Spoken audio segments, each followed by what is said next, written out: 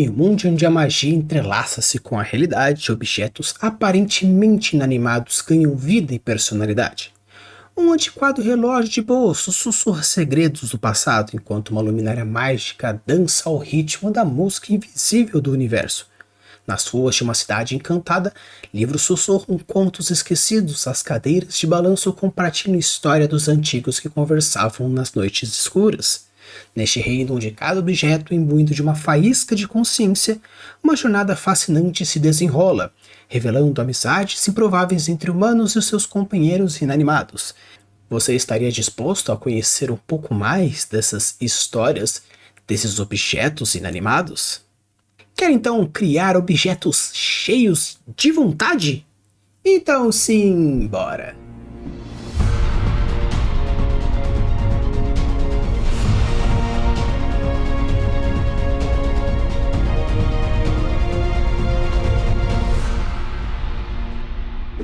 Alô, tudo bem? Aqui é Rafael Campos e hoje nós iremos falar um pouco sobre a personificação.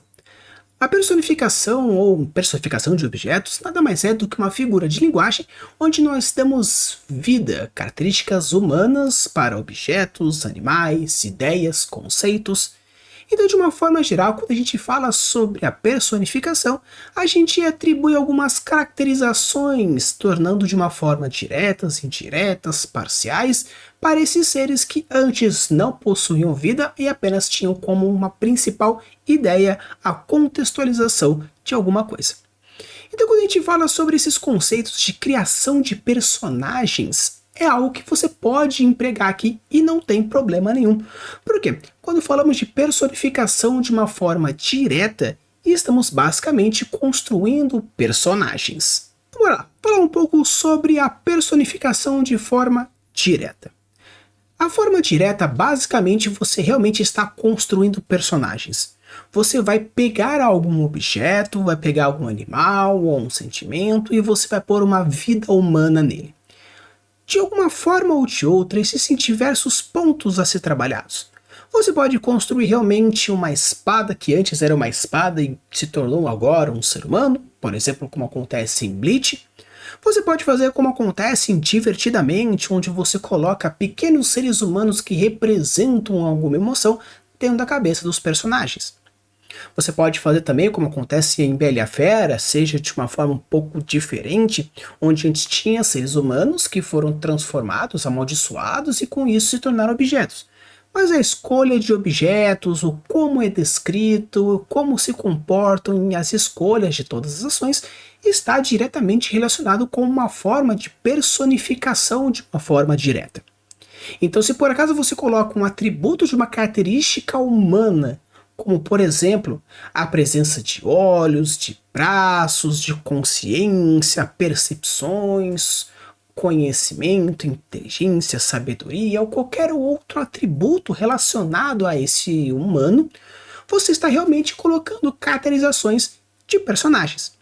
Eu não vou adentrar muito profundamente em como você pode construir personagens personificados, porque isso seria um outro ponto. Hoje eu quero trazer mais um pouco sobre a ideia da personificação, onde temos de formas diretas, indiretas, parciais, intermediárias, para a construção de personagem.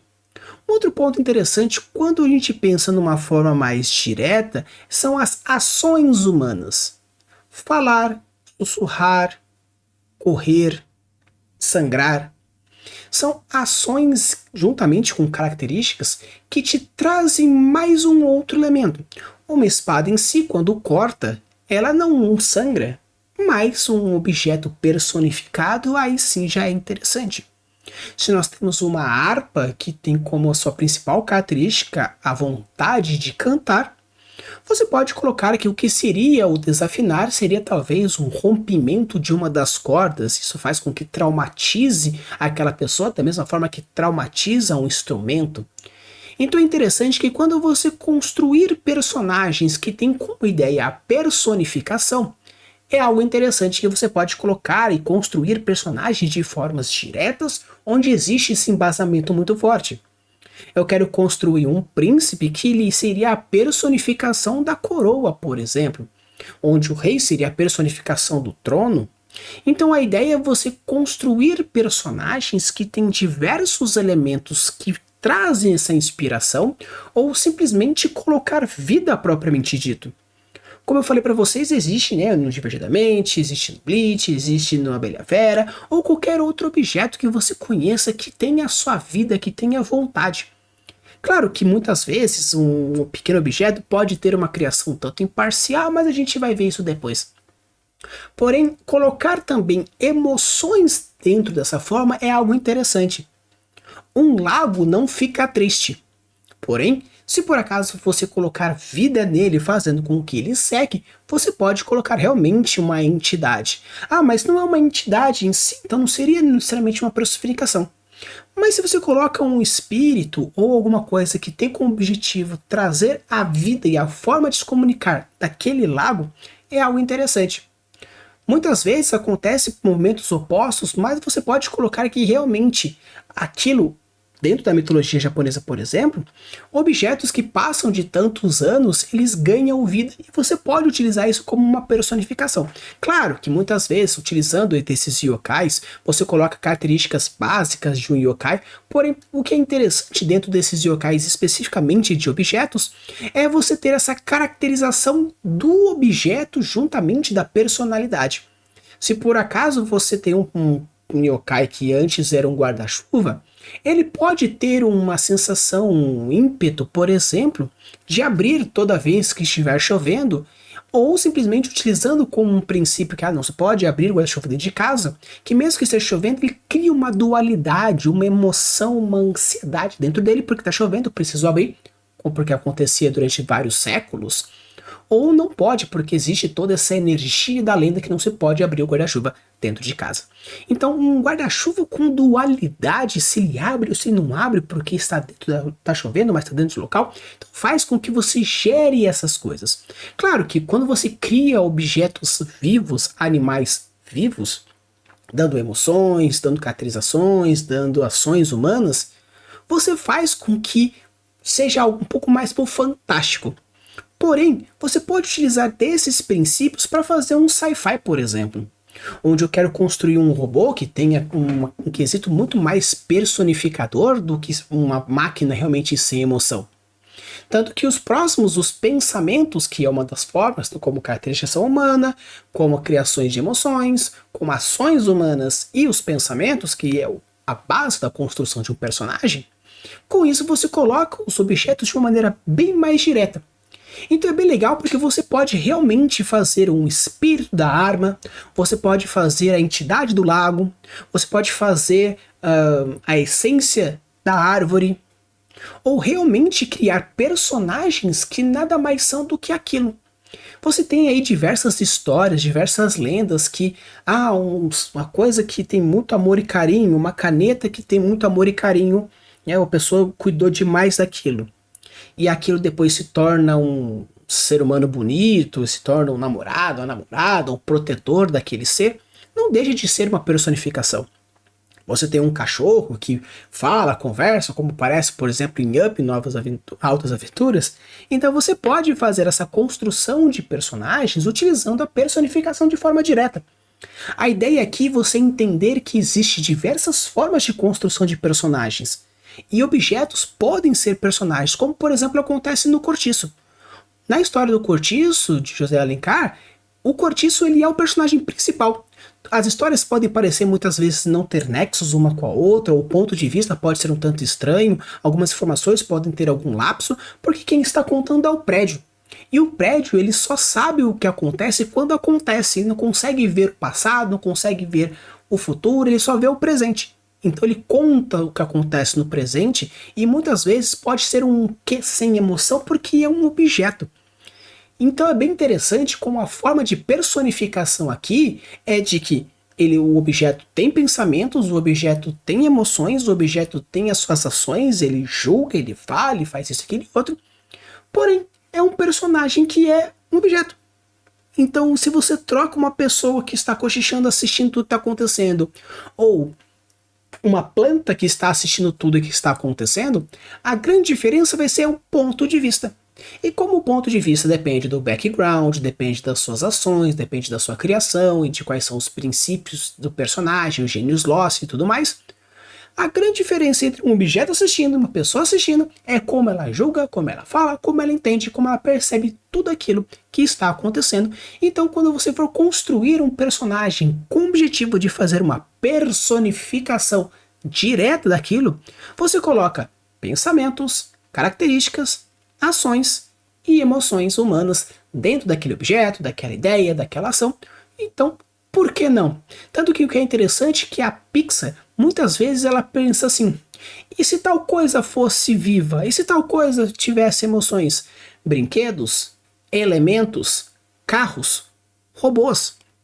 Então, uma coisa bem interessante é que a Pixar abraçou a ideia da personificação e fala, e se tais coisas tivessem vidas e fossem emocionadas, emocionantes como seres humanos?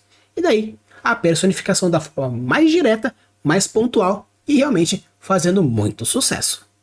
Uma outra forma interessante é você fazer a personificação indireta. No caso da personificação indireta, nós temos objetos realmente como personagens. A ideia da personificação indireta tem como principal objetivo trazer emoção para a cena, trazer intimidade para o que está acontecendo e criar uma emoção naquele núcleo de cena. Você pode falar que muito bem, obrigado, o vento está sussurrando para as folhas. Se você fizer isso de uma forma de personificação direta, nós temos um ser, um vento vivo, que está conversando no ouvidinho das folhas. E as folhas ficam, nossa, é sério, é verdade? Como assim? Porém, de uma forma indireta, nós estamos falando que o vento sopra tão delicadamente, tão baixinho, que parece que ele está sussurrando para as folhas. Uma espada urra de raiva, arrebentando. Uma espada não uiva de raiva. A espada não uiva e muito menos tem raiva. Porém, colocar essa emoção de a espada veio ferozmente, transpassando o sentimento do cavaleiro para a espada e com isso cortando a perna, a cabeça ou o que for do seu inimigo, você está criando uma cena muito mais interessante. Aquela poça safada machucou a pessoa. Uma poça não tem como ser safada, não existe isso. Porém, você quis trazer um ar um pouco mais cômico ou um pouco mais sarcástico naquela situação. Então, da forma como você descreve aquela situação, aquela característica, aquele movimento, aquela estrutura, você está dando vida para o objeto, mas uma vida indireta. Porque você não está literalmente dando vida para aquilo, mas sim colocando pequenos atributos descritivos para criar essa aproximação. Uma espada que vem descendo com muita força e corta a perna da pessoa é uma descrição um pouco mais rápida, um pouco mais limpa e um pouco mais apática. Claro que funciona muitas vezes com diversos tipos de leitores, onde possuem um cérebro um pouco mais analítico, um pouco mais lógico, porém uma espada que branda a grande vontade daqueles que o seguem e desce ferozmente mostrando a justiça em sua lâmina, é muito mais poético e traz muito mais fervor para, por exemplo, uma galera da fantasia. Claro que muitas vezes você pode usar isso em diversos outros pontos, como um terror, um horror, um romance, um suspense, porque aqui você está gerando emoções. Claro, você pode colocar isso numa ficção científica que não tem problema. Existem formas e formas de fazer. E quando você coloca a personificação de forma indireta, você não está criando um personagem aqui, mas sim dando emoções características para aqueles objetos que estão realmente inanimados, como forma de descrever e dar o tom e o timbre da história. Muitas vezes a gente fala sobre o tom e o timbre da história como que o tom sendo qual é a premissa, qual que é o gênero, e o timbre um subgênero, a energia, o formato.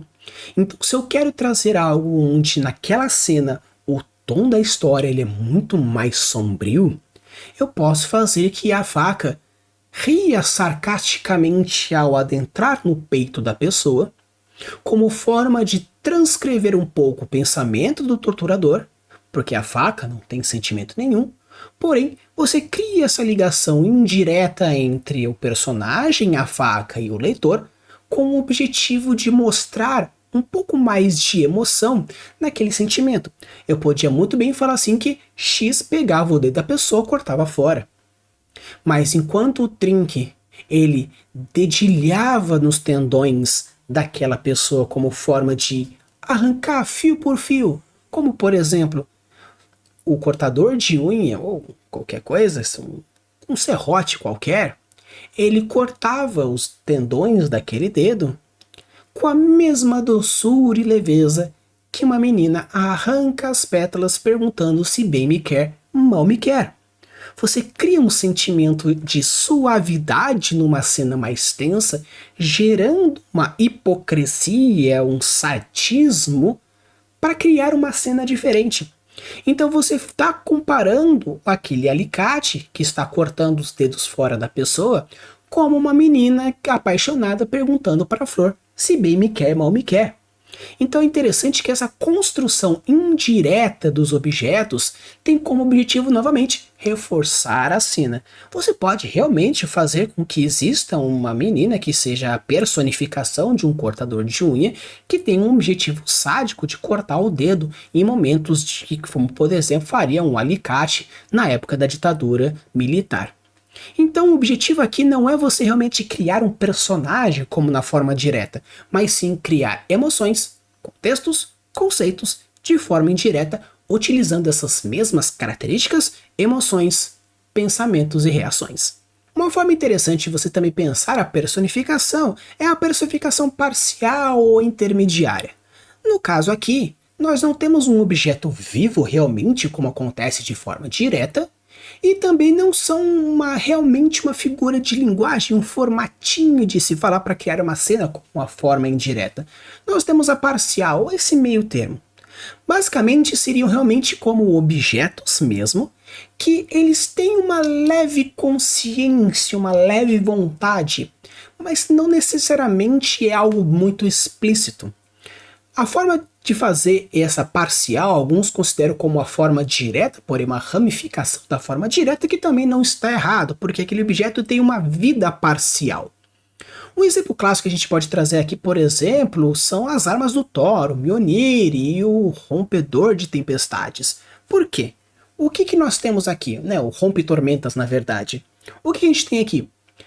Na verdade, quem deu a vontade, o desejo, o julgamento, o filtro foi Odin. Mas quem manipula esse desejo, quem interpreta essa vontade de aquele que punha será apenas que tenha vontade, não sei o que, é o próprio martelo. Mas o martelo em si tem vontade, ele tem vida, existe essa diferença limiar entre um e outro. A mesma coisa no Rompe-Tempestades, o Rompe-Tormentas, onde realmente existe essa vontade. Como que a Excalibur sabe que aquele que conseguir tirar será o rei da Inglaterra?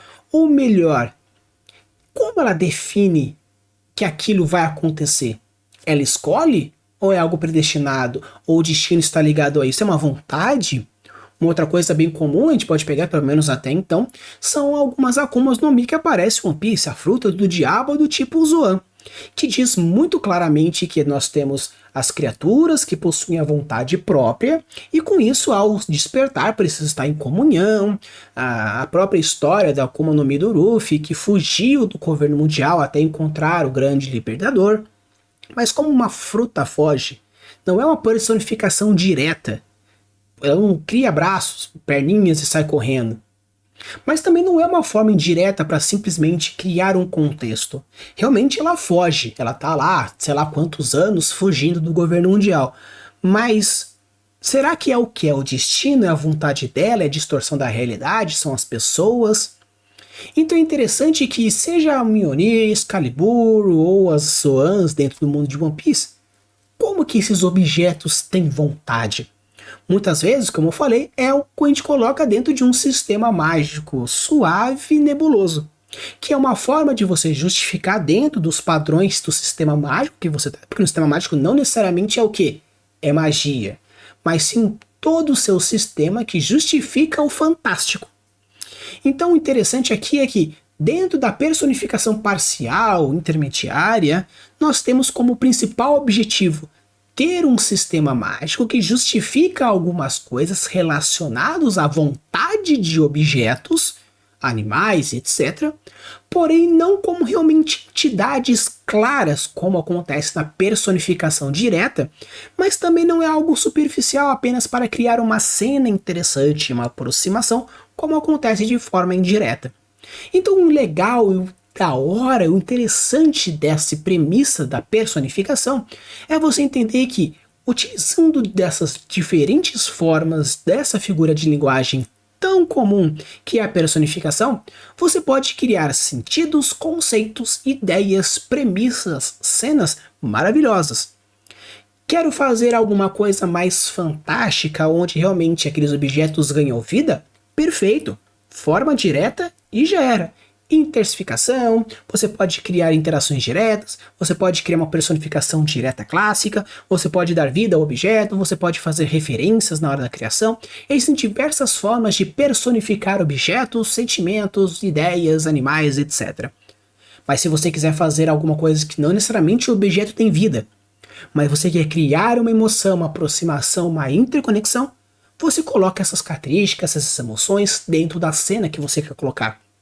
A espada grita, o arco chora, e todos os outros sentimentos diferentes onde a chama dança, o alicate suspira, o vento sussurra e a folha lamenta.